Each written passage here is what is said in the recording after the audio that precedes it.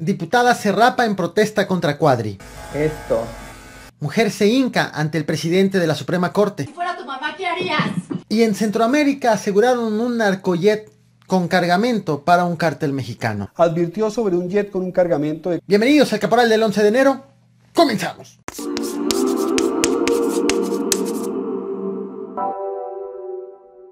Lo que provocó este tuit del diputado panista Gabriel Cuadri. Escribió: y las mujeres van a permitir que hombres vestidos de mujeres utilicen sus baños y vestidores y compitan contra ellas en actividades deportivas. El tuit le valieron varias críticas por transfóbico, incluso denuncias ante el CONAPRED. Pero la protesta más fuerte la encabezó la diputada de Morena, Salma Luevano, quien es transexual, quien decidió raparse en protesta a lo que llamó un discurso de odio por parte del legislador. Este es un acto de sororidad. Sororidad a todas las hermanas que han sido víctimas de estos discursos de odio que han terminado en crímenes. Lucharé para que se reforme, se tipifique los discursos y crímenes de odio. Ya basta, ya basta. Esto es por ustedes, hermanas. Es por ustedes.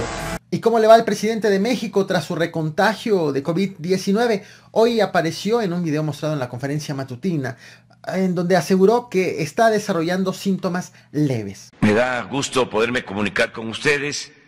Estoy ronco, afónico, pero fíjense que bien.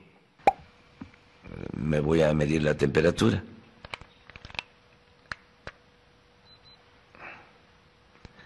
36.1, oxigenación.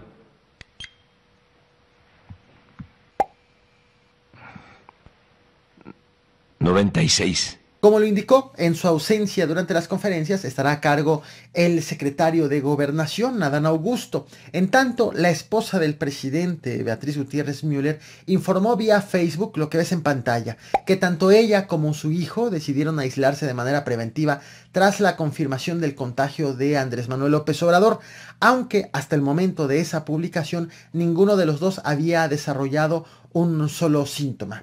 Criterio muy distinto fue el que tomó la jefa de gobierno de la Ciudad de México, Claudia Sheinbaum, quien convivió también, se reunió con el presidente de la República, ya enfermo con COVID-19, y Claudia Sheinbaum no se aisló. Este martes 11 de enero encabezó ella una conferencia de prensa en donde dijo que espera que le dé indicaciones su médico y no respondió si se piensa realizar una prueba para detectar un posible contagio. A ver si se va a realizar alguna prueba o está descartado. Sí, vamos a ver, voy a recibir aquí las orientaciones de la doctora Oliva. Sí es importante que ustedes sepan que el lugar en donde son las reuniones de seguridad es un lugar muy, muy amplio y siempre hay sana distancia entre las personas que acudimos a este lugar. El COVID también ha afectado al Poder Legislativo. En un mensaje enviado entre los que conforman la Comisión de Protección Civil de la Cámara de Diputados, se informó que han pospuesto una reunión que tenían programada para esta semana para dentro de 15 días por un brote de COVID que han calificado como, cito textualmente, muy importante. Ejemplo de ello es que tras una sesión presencial de la comisión permanente se hicieron la prueba los trabajadores de la Cámara de Diputados y la mitad del personal de limpieza resultó positivo. Además de que tienen registro de que personas contagiadas han ido a trabajar a San Lázaro. En tanto, en el Poder Judicial rondó ayer otra polémica. Nietos de quien fuera pareja sentimental del hermano del fiscal Alejandro Hertz Manero se arrodillaron ante el presidente de la Suprema Corte de Justicia de la Nación, Arturo Saldívar, para pedirle la liberación de su mamá, Alejandra Cuevas, presa por el supuesto homicidio por negligencia del hermano de Alejandro Hertz Manero, a quien acusan de usar su cargo como fiscal para inculparla injustamente. Si fuera tu mamá, ¿qué harías? ¿Qué harías? ¿Qué harías? ¡Justicia! ¡Libertad para Alejandra! ¡Por favor! Te suplico. Esto no puede seguir. Soy mamá de 3 hijos y estoy aterrada de criarlos aquí en México. Aterrada de vivir en México porque no existe nada. Porque no existen las leyes, no existen los ministerios públicos. Mi mamá no hizo nada. Se lo suplico. ¡Clemencia!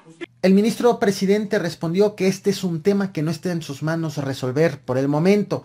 El tema en cuestión involucra al fiscal, a su hermano, quien ya falleció, a quien fuera pareja de su hermano, a las hijas de la pareja del hermano, incluida la esposa del gobernador del Estado de México, el priista Alfredo del Mazo. Este tema te lo platiqué ampliamente en este podcast disponible en mi canal El Caporal Podcast y en todas las plataformas de audio. Te dejo el link en la descripción de este video, así como una tarjeta aquí en la esquina de la pantalla. Pocas veces es posible ver un narcojet, si bien se trata de un hecho ocurrido en Sudamérica y Centroamérica, involucra a un grupo delictivo mexicano y revela su amplia red de operación. Este lunes 10 de enero la Fiscalía de Colombia informó que mediante un trabajo conjunto entre el mismo ejército colombiano y la DEA, incautaron un narcojet en Guatemala, modelo G3, cargado con más de 1 tonelada de cocaína colombiana que calificaron de alta pureza. Esto es parte de lo informado por las autoridades de la Fiscalía colombiana. El CTI advirtió sobre un jet con un cargamento de clorhidrato de cocaína que había despegado de una pista clandestina en Venezuela.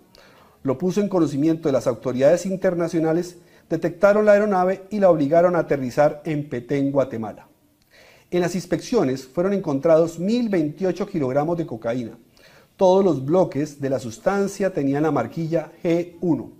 El estupefaciente superaría el valor de los 32 millones de dólares. La ruta de la droga era, que salió de la frontera con Venezuela, enviada por las disidencias de las FARC con destino a Centroamérica para ser entregada al cártel Jalisco Nueva Generación. Te muestro una imagen del decomiso.